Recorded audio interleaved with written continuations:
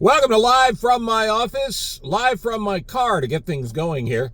The guest today is Senator Dick Durbin. I'll be talking to him about his legacy and leaving the Senate after, 40 plus years in Congress, in the House and the Senate. He's seen everything, but today we're going to talk about some stuff in the news, so we'll get to that in a second. Before we do that, I have to talk about a couple of deaths, including one of my old friend, Orion Samuelson. Orion and I had lost touch over the last few years, but we were good pals when we worked together. I always had tremendous respect for him. And what Orion did for America's farmers, along with Max Armstrong, it's incalculable. I'm not exaggerating when I tell you that those guys were Elvis. They were Batman and Robin. When they would go to these county fairs, south of I-80 as we call it in Illinois, lines would go on and on and on, and Orion would make sure he talked to everybody. If you ever wanted to get Orion wound up, and I might have occasionally done that once or twice, all you had to do was mention almond milk, and he'd remind you, you can't milk an almond. Wasn't a big fan of GMO, genetically modified products for food as well. He loved the farm, and the man lived to be 90 plus, eating big old steaks and potatoes and everything, and whole milk and everything else you're not supposed to eat. But I loved Orion, and I loved what he did on WGN radio for all those years. He was a part of TV before that, and a part of history. You can actually find this online on YouTube, I think. Oh, and by the way, subscribe to our YouTube channel, Live from my office. But Orion was the first to announce the assassination of John F. Kennedy, which is pretty remarkable. He met every president. I don't think I'm stretching on this. He met every president from Truman to Trump, and was just as comfortable in a room of CEOs as he was in a farm field, smelling of things that smell on farms. We had a bond in particular, I think, over the fact that I grew up in rural upstate New York around dairy farms, and I could talk farming a little bit with him. And I don't want to brag here, but I once milked a cow on a one-legged stool. Not quite sure why we couldn't have the other legs to this day. But he was a good man. He had a great run. My condolences to his lovely wife, Gloria, and his kids, and his grandkids. So, Orion, I know by now you are up there in heaven, and you're explaining farming to some of the other folks who didn't quite get it in their lifetime. But America's farmers owe a great debt of gratitude. And here's the good thing about America's farmers. They're more than willing to pay it. A great debt of gratitude to Orion Samuelson, the Big O. Thank you for all you did. Thank you for the friendship. And thank you for the memories as well. Before we get to the other death of the day, let's talk about the death of radio, because it seems to kind of go hand in hand. CBS Radio News Network announced the end of their existence earlier this week. This is part and parcel to the new way of getting things, whether they be podcasts, or whether they be video, or whether they be streaming. CBS Radio News provides news service to 700 local affiliates. And while in the end it's only going to be tens of jobs that are lost, that's 60, 70, 80 people still at CBS Radio News who are out. And I think they'd agree with me when I say, more importantly, 700 radio markets who won't have instant access, free factual access to news in their towns anymore. ABC Radio News could be next. They're the world's largest. And I would hate to see them go. Maybe this is a marketing opportunity for them to last a while. But the cat's out of the bag. The top is off the jar. Your analogy here. Radio is no more. And it's very sad for folks like me, or Big O, Orion Samuelson, and others, who made our way. And everything that we have and had in this life was due to the support of listeners and people like you guys who supported what we did. WGN Radio was a phenomenal radio station back in the day. And it was the great honor of my life to do the morning show there. After Wally Phillips, who Orion had a wonderful relationship with, Bob Collins. Big O and Bob Collins are very good friends, and as our mutual friend Spike O'Dell would say, Orion and Bob talked often about sitting on the porch and watching life go by someday And it does my heart good to think they're doing that now. And after Bob Collins, of course, came Spike. And Spike, had a lot of fun, as did I when I took the morning show on. And had a great time there. So, Orion, thank you again. And for those folks who think the death of CBS Radio is no big deal, I'm not just an old guy whining about my business going out of business. What happens is you lose access in these 700 plus markets to legitimate local news content, as well as the network content that CBS Radio would bring. And what happens then is, where are those folks going to get their news? Well, folks go online, don't they? And your next door neighbor Gladys in her Facebook account forwarding you articles from fringe sites is not news. It's not good, folks. It's not good. Newspapers, the end of newspapers was not good. The fact that the New York Times and the Wall Street Journal are maybe the last great bastions of reporting in this country is not good. People need to know what's going on. The practice and process of journalism was designed and approved and protected by our Constitution to specifically keep an eye on those in power. And you can't do it when you're out. It's kind of Donald Trump's dream to have all this happen. And it's happening. As far as podcasts go, obviously I appreciate the platform because I'm still on it. But it's not the same. And for people that want to just poo-poo radio and love podcasting, well, that's fine. Good for you.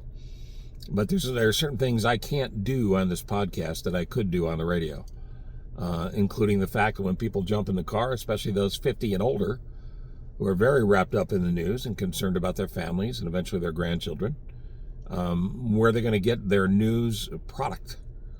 To my friends who I know and don't know at WBBM in Chicago, I wish you guys well as well. The end of CBS Radio News I know won't mean the end of BBM. But they are a legitimate local news service that can stay in business longer because they're here in Chicago, while others in small towns can't. So, for as long as you can, support your local radio station, boys and girls, because they're not going to be around forever. And the locals can report on all sorts of news, including the news of Donald Trump. We spend a lot of time on Substack, where I write, and also here on this podcast, talking about Trump and the Trumpettes, his minions, and the damage being done to this country. We're not going to go very deep on that right now, except to tell you that before I started recording this introduction to this episode, the news came down that Robert Mueller had died. Robert Mueller, in case you missed it, was the named person for the Mueller report. You'll remember this was the one that was going to show the ties to Trump and Russia and force Trump out of office, or at least into a position where he could never get reelected. Well, the Mueller report stopped short of all of that because Robert Mueller and his team refused to put out an official, what would the word be? Resolution, not so much. Diagnosis, not so much. Summation.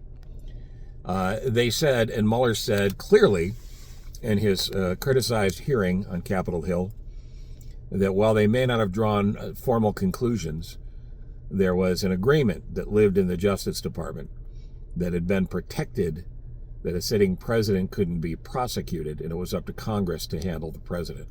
Well, Congress didn't, because the Republican-controlled House and Senate are cowards.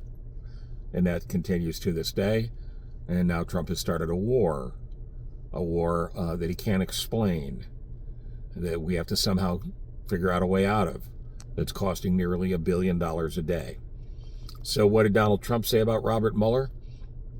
He continued to show that not only is he the dumbest man to ever occupy the White House, he's also the most classless. He said, and I'm only slightly paraphrasing here, news has come down that Robert Mueller has died. Good, I'm glad he's dead. Now he can't hurt innocent people anymore. Well, let's be honest, Mr. Trump, it's not something you do well, that honesty thing. You're not innocent. And Mueller's findings didn't show that you were. Mueller and the Mueller report, if you took the time to read it, folks, you will see that the conclusion was not drawn specifically because of the rules at the time in the Justice Department. That's the only reason. And the only reason Donald Trump survived that Mueller report and January 6th, the incredible, abhorrent attack on America's Capitol. And all the things that have come since is because Republicans have protected him to protect them and their cushy jobs while they do nothing for you. It's not a good system. And the Democrats are incredibly weak, and embarrassingly so, and have shown no sense of leadership and no real way to give folks on the Republican side confidence that if you vote for a Democrat, they're going to do the job. You got to vote, folks. If your primary has not come up yet, I certainly hope you will. Look at my primary primer on Substack. It explains everything you need to know about primers. There's tons of websites that are out there that can help you figure out when your state primary is. But please show up for it. Remember, the primaries are the playoffs, and the general election in the fall is the Super Bowl. And outside of the presidential election, this midterm election is the biggest vote every 4 years. And frankly, it affects you more than the election to the White House prior to Trump. Nothing affects you as much as Trump because he's a lunatic. So the death of Robert Mueller, I note with sadness as well, but I thank him for his service, as do the members of the FBI, by the way, who are overwhelmingly Republican. And if you could poll them as to who they voted for, the vast majority, I promise you, voted for Trump in 2016. Lesser, certainly, in 2024, after Trump shit all over the FBI and American intelligence. And it became clear that not only was he not a good Republican, he was not a good American, and he was a terrible president. So let's wrap it here by saying, thank you, Big O, for the life you led. And Big O, by the way, hardcore Republican. It's where we separated a little bit at the end, but I still love the man. But thank you, Big O, for all you did and for your legacy of taking care of the American farmer. And thank you, Robert Mueller, as well, for all you did in your life and for your leadership at the FBI. And for those folks at CBS News at the network level, I know many of you, God bless you. You're welcome here anytime if you want to talk. But in the meantime, I hope you're in a position where you can slide into something else. Might I recommend AI? I hear it's big. And you can take care of your families. All right. Thanks for the mixed emotional opening and your patience for it. And now let me get to you a couple of plugs. First and foremost, I mentioned Substack. stevecochran.substack.com. That's where you can find what I write. Also, in addition, and it's called Twit. Twit, This Week in Trump. The majority of the time. I don't always write about Trump, but the majority of the time. In addition to Substack, subscribe and follow wherever you listen to this podcast. And if you're watching it on YouTube, please subscribe to the channel. It's Live from My Office, the Live from My Office channel on YouTube. And it's an easy way to subscribe right there as well. I thank Woody Buick for sponsoring us here, and also our friends at Apt Electronics.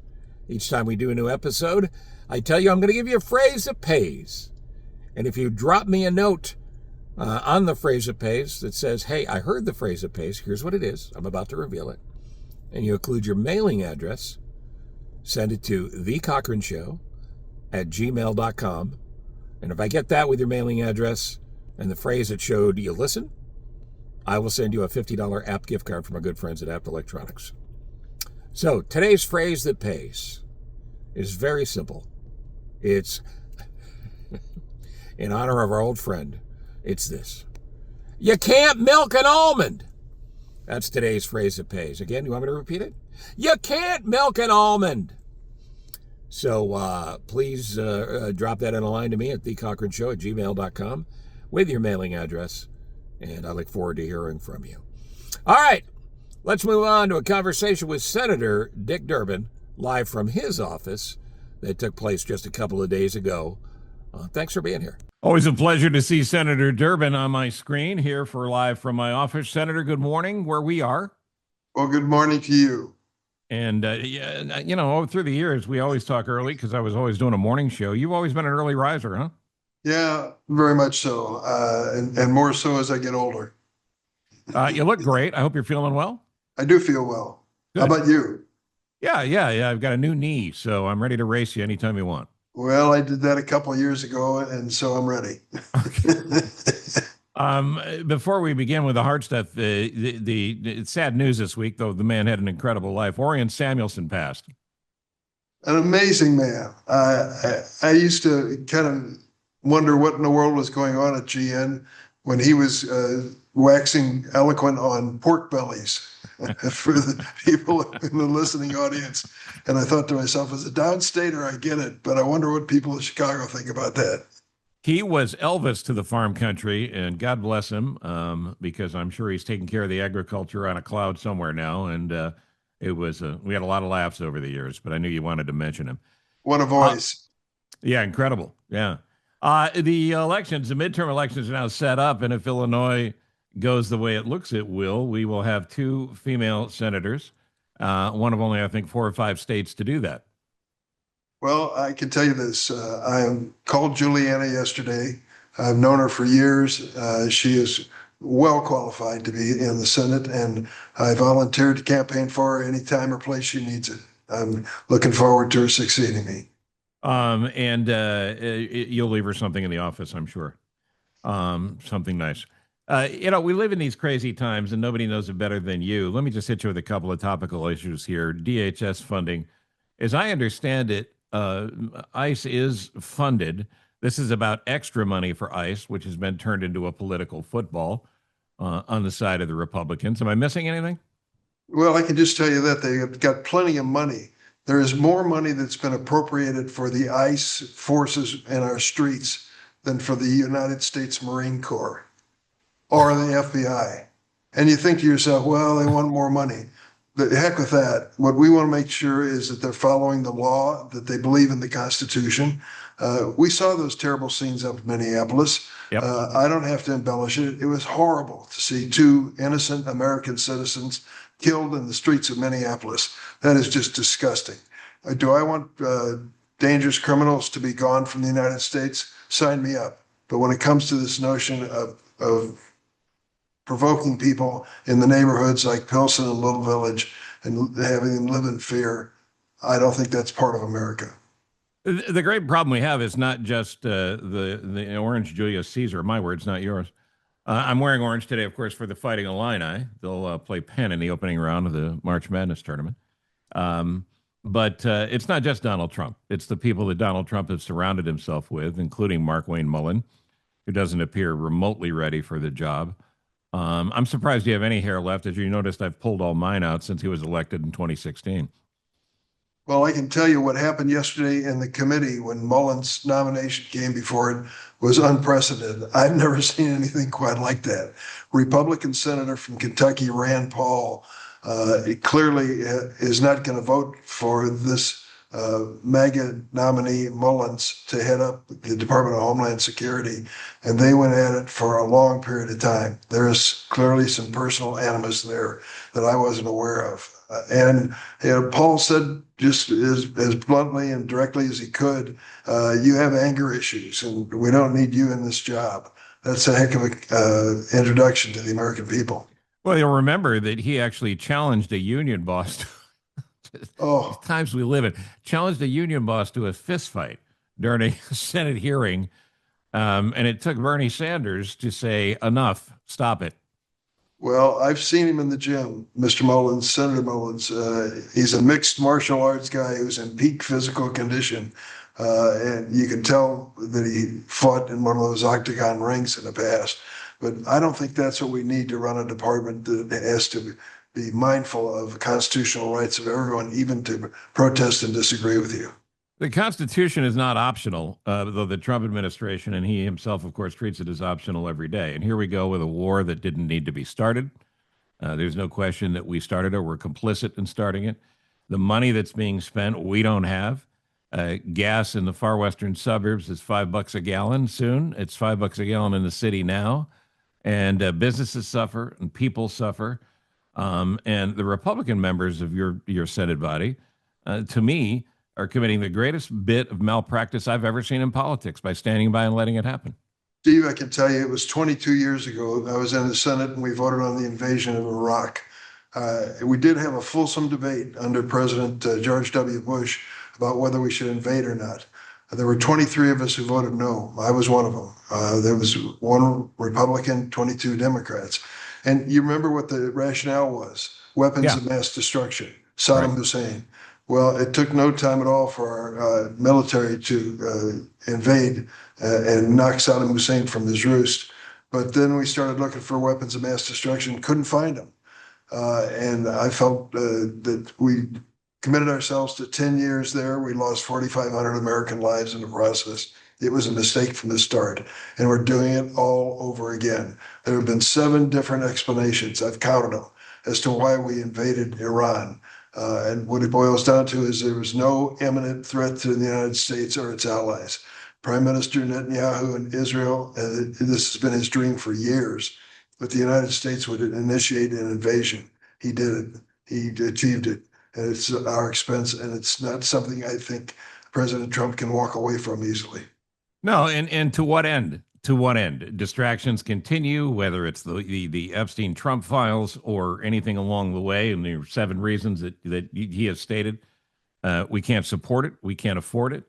And I don't know how it ends, except in the deaths of boys and girls, young men and young women, of a lot of people in red states that supported him.